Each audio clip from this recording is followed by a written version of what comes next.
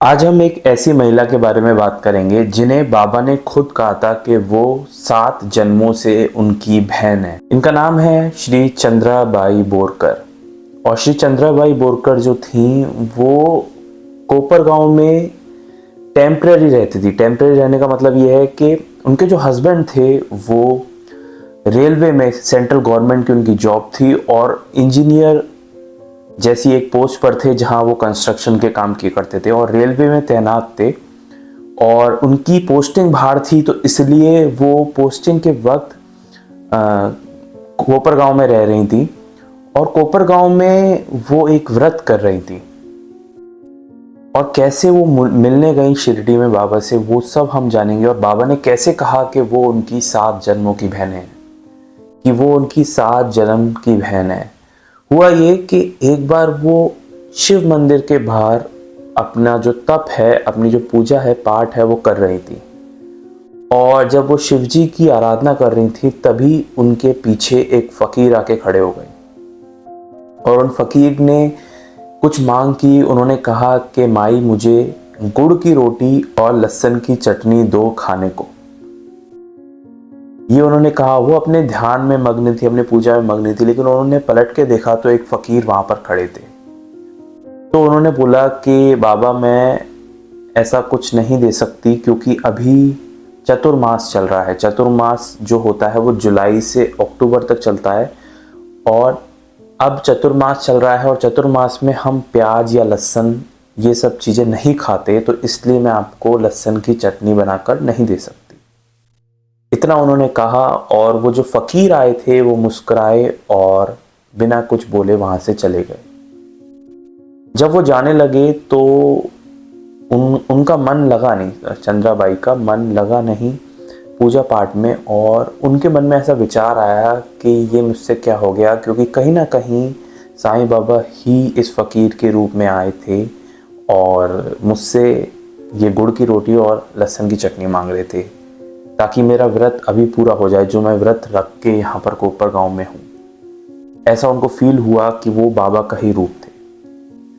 अब उसके बाद उनके मन में बेचैनी होना शुरू हो गई और वो रात में ढंग से सो भी नहीं पाई।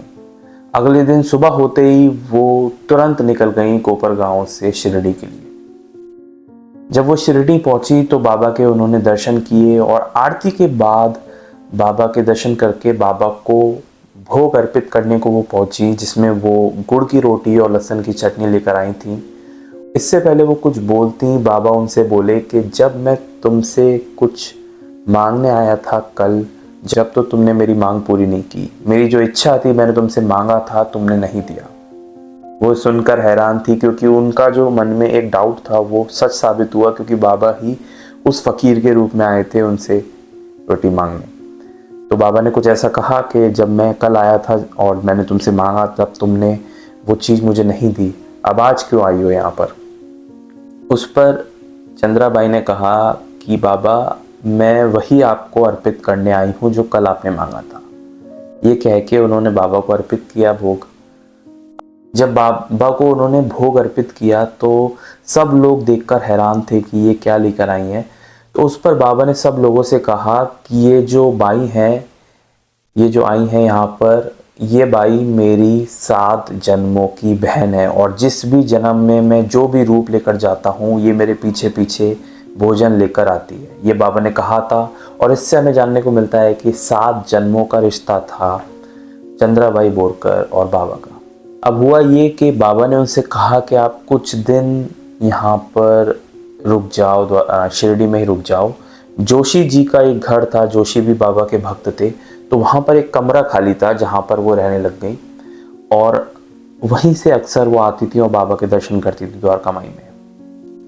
बट उस कमरे में एक बार कोई और रिलेटिव रहने आ गए जोशी जी के, तो उन्होंने जो चंद्राबाई बोरकर है उनका सामान बाहर निकाल दिया और उन्होंने कुछ भी नहीं कहा चंद्राबाई बोरकर ने।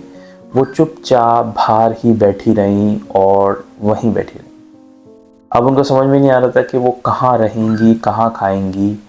और हुआ कुछ ऐसा कि काका साहब दीक्षित ने उन्हें खाने का न्योता भेजा कि आप मेरे यहाँ पर खाना खाने आइए। बट उन्होंने मना कर दिया कि जब तक बाबा मुझे कोई आदेश नहीं देते मैं वहाँ नहीं जाती। इतने में ही बाबा ने एक भक्त के थ्रू एक मैसेज भेजा कि माँ से मेरे लिए आलू की सब्जी और रोटी और कुछ चावल लेकर आओ। अब उनको समझ में नहीं आ रहा था कि वो कैसे लाएंगी, क्योंकि उनका जो कमरा था वो भी छूट चुका था, सामान सब बाहर रखा था। तो उन्होंने कहीं से कुछ इंतजाम किया और बाबा के लिए वो लेकर कहीं बनाकर।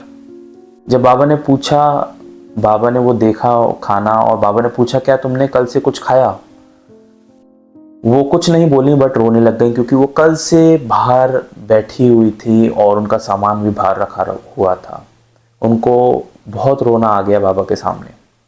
बाबा तो अंतर्यामी है, बाबा सब समझ गए और बाबा ने अपने भक्त से कहा कि यहीं द्वारका माई के सामने एक कमरा बना दो जहां ये चंद्राबाई बोरकर रहेगी। और वैसे ही हुआ, वहां पर एक कमरा भी बना दिया गया। तो इस तरीके से चंद्राबाई बोरकर ने बहुत श्रद्धा दिखाई बाबा में और बाबा ने भी उस श्रद्धा का स्वीकार किया और उसका आशीर्वाद दिया, क्योंकि बाबा ने कहा था कि ये 7 जन्मों से मेरी बहन है। वहीं चंद्राबाई बोरकर जो थी और उनके जो हस्बैंड थे रामचंद्र बोरकर, उनको कोई भी संतान नहीं था, लेकिन उनका विश्वास पूरी तरह से बाबा में था। 1918 की एक घटना बताता हूँ, जिसमें एक दिन चंद्राबाई बोरकर बाबा के सामने बैठी थी। तो बाबा ने कहा कि तुमको क्या चाहिए? तो चंद्राबाई बोरकर ने मुस्कुराई और कहा, बाबा आप सब जानते हैं कि मुझे क्या चाहिए। उनका अर्थ था कि उनके पास संतान नहीं है तो उन्हें संतान की प्राप्ति होनी चाहिए। और 1918 से ठीक 3 साल बाद 1921 में, मेडिकल साइंस इस बात को माने भी ना, 3 साल बाद 1921 में 50-51 वर्ष की आयु में, जहां सब डॉक्टर्स ने मना कर दिया था कि इनके अब कोई ऐसे संतान नहीं हो सकती, 1921 में बाबा के आशीर्वाद से उन्हें संतान प्राप्त हुई। साथ ही में 1918 में जब बाबा ने महासमाधि ली थी, श्री चंद्राबाई बोरकर उन महिलाओं में से थी, उन चंद भक्तों में से थी जो शिरडी में थी। और जो लीफ होती है, जो अंतिम संस्कार के वक्त दी जाती है, वो सबसे लास्ट में जो दी थी वो चंद्राबाई बोरकर ने दी थी बाबा को। ये बहुत ही खास भक्त थी, जिनके बारे में हमें जानकर बहुत ही अच्छा लगता है। और इसी तरह ढेर सारे भक्तों की असली कहानी इस चैनल पर अवेलेबल है। अगर आप चाहें तो उनको जाकर देख सकते हैं और इस चैनल को सब्सक्राइब कर सकते हैं, अगर आप साईं बाबा से जुड़ी हुई रियल हिस्ट्री जानना चाहते हैं तो। इसी तरह साईं बाबा से जुड़ी हुई असली कहानी मैं पढ़ता रहता हूँ, समझता रहता हूँ और आपके लिए लाता रहता हूँ। मिलेंगे एक नेक्स्ट वीडियो में, तब तक के लिए ओम साई राम।